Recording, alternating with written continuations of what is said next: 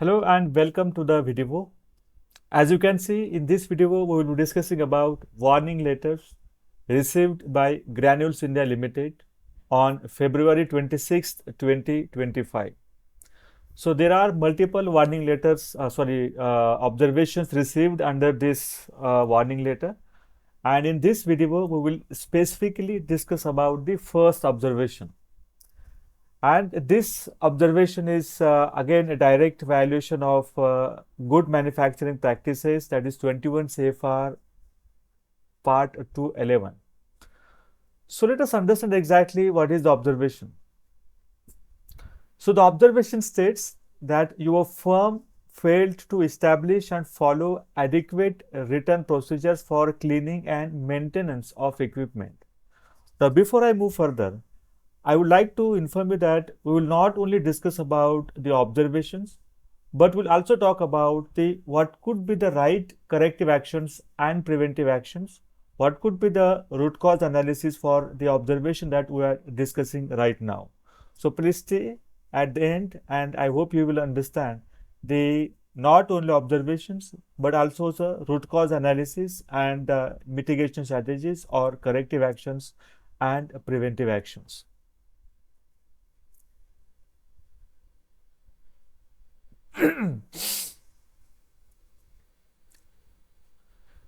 Hello and welcome. This is Bhaskar Napte from Pharma Growth Hub, and in today's video, we will be discussing about a warning letter. The warning letter which is issued to Granules India Ltd on 26 February 2025. So what is the objective behind creating this video?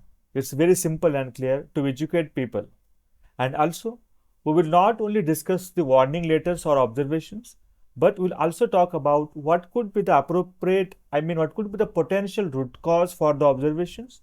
And finally, we will talk about mitigation strategies, we'll talk about corrective actions and preventive actions.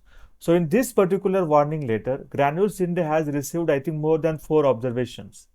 In this particular video, we will only discuss about the first observation. So let us begin with the content now.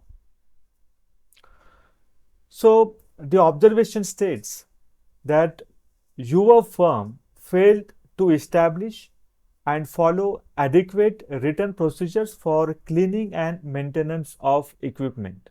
So this is the observation given in the warning letter.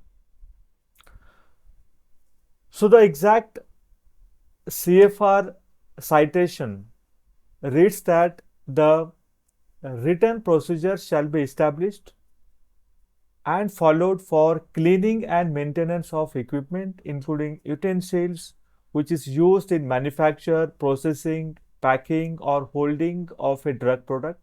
And this is the 21 CFR 211.67B. So this regulation is critical to prevent product contamination and cross-contamination. So during the inspection, FDA investigators observed severe contamination in non-dedicated ducts used during drug manufacturing. And this contamination was found after HEPA filters, a zone expected to be clean. So what was found? The first one is residues from multiple previously manufacturing products were found, and microbial contamination so high that some samples were reported as T and TC, means too numerous to count. And moreover, there were no documented cleaning procedures for these ducts, especially in the areas between the HEPA filters and the cleaning ports. So the equipment design and lack of maintenance allowed air pass over dirty surfaces and raising the risk of cross-contaminating the drug being processed. So this is a serious CGMP lapse that directly impacts the product safety. Now the next point is inadequacies in the firm's response. So the company responded with an impact assessment, reserve sample testing, and MACO calculation to justify product safety. So MACO stands for maximum allowable carryover. However, the FDA found this response inadequate for several reasons. So here are the reasons. The first one is MACO is only valid when cleaning is already validated and not when cleaning hasn't happened at all. Second, testing a few reserve samples does not guarantee the entire batch is safe. Third one is batch size inputs in the MACO were inconsistent with actual equipment sizes. And the fourth one, the risk assessment lacked scientific justification. So, likely root causes as per the observation and expected GMP principles. Now, this is based on to the failures that we are discussing right now. The first is what? A lack of cleaning procedures for inaccessible equipment parts like ducts. Second, poor design of equipment not suitable for cleaning. Third, cleaning validation did not cover worst case scenarios. Fourth, the firm relied heavily on MACO without verifying cleaning effectiveness. Fifth, ineffective risk-based thinking in contamination control. And lastly, a weak life cycle approach to equipment design, use, and cleaning. So why the FDA rejected the response? Let's now clarify why the FDA did not accept the firm's justification. So the first one is MACO cannot replace actual cleaning where contamination is present. Next, cross-contamination is not uniform. Sampling a few units does not reflect true risk. Third, the MACO batch size calculations were flawed and the cleaning strategy lacked a life cycle approach from design to validation and monitoring. So here is the CAPA recommendation, that is the retrospective assessment. So what should company do? First, a full retrospective assessment of cleaning effectiveness is needed. They must evaluate all multi-product equipment, especially air handling units, blenders, mixers, granulators.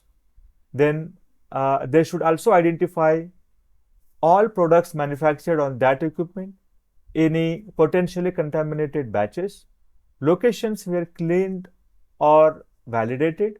The locations never cleaned or validated. So this assessment must include residue as well as the microbial testing. So what is the second CAPA? That is worst case cleaning validation.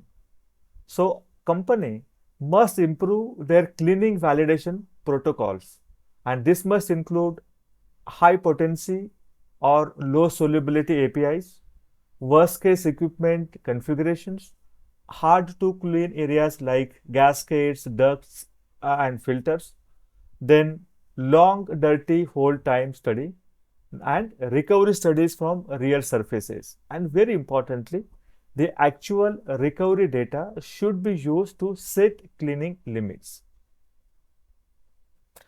The third one could be about SOPs for cleaning and verification. So all SOPs related to cleaning and verification need updations. So what this SOP should include? Like duct cleaning procedures post HEPA filters, visual inspections plus microbial verification, defined cleaning frequencies like after every X campaigns, so number of campaigns can be defined, equipment specific cleaning maps, then roles documentation and deviation management procedures. The fourth one is life cycle cleaning strategy. So they must adopt a life cycle approach to equipment cleaning. So what it means? So it means like at the design stage, consider cleanability of the equipment. During use, schedule routine deep cleaning and validation. At product changeover, use validated cleaning procedures and just not a visual check alone. And use change control to trigger revalidation.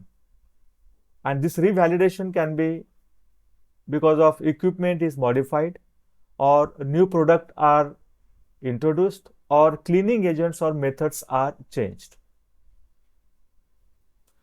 The fifth point is holistic program review.